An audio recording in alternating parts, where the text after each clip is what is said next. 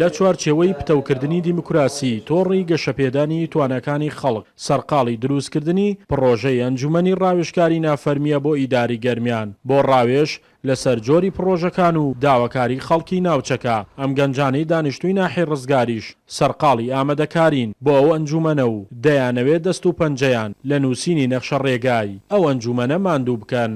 دیارە لە غیابی ئەنجومەنێکی پارێزگا لا گەرمیان و دوورکەوتنەوەی خەڵک لە یەکەی دارەکان واتە بۆ ئەوەی بێتە پردێکی پەیوەندی ئەمە پێمان باش بوو پرۆژەی دروستکردنی ئەنجومەنێکی نافەرمی لە گەرمیان گەڵاڵە بکەین و ئەو ئەنجومەنە نافەرمیان نوێنەری کۆی پێکاتەکانی گەرمیانی تێدایەوە ناحیەکان قەزاکان و تەواوی سنووری ئیداری گەرمیان پێکێنانی ئەم جۆرە پرۆژەیە یان دروستکردنی ئەو ئەنجومەنەی کە ئەمڕۆ ئەم کۆمەڵە گەنجە ئەم ستافە دەستیان داوەتێ لە ڕاستیە زەرورێتێکە بۆ هەر سنوورێ یان هەر ناوچەیەکە بیانوێ کۆمەڵانی خەڵک بیانوێ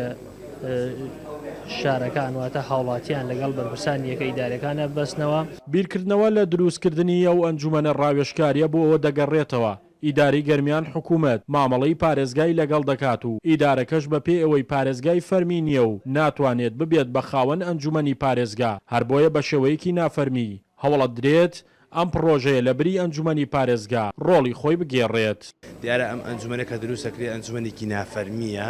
و هاوکاری ئیدارەی گەرمیانە بێ و پێشنیار و تێبینیەکان دادە ئیدارەی گەرمیان و سێبەرێکە بێ بەسەر ئیشەکانی حکوومەتەوە و حکوومەت لە هەرکوێ ئەگەر پرۆژەیە کرا لە سوودی هاوڵاتیان نەبوو ئەم ئەنجومەنە ئەتوانێت پێشنیار بۆ حکوومەت بکرێت و ڕەخنە لە حکوومەت بکرێت لە کاکە ئەم پرۆژەیە پرۆژەیەکی خزمەت بە خەڵک ناکە. ئەمانە گرنگی و تایبەتمەندی خۆی هەیە بۆ ئەوەی کێشە و کەم و کوڕی هاوڵاتیان بەلایانی پەیوەندیدار بگەێنەوە یەکێک لەوانە پێشنیارەکانی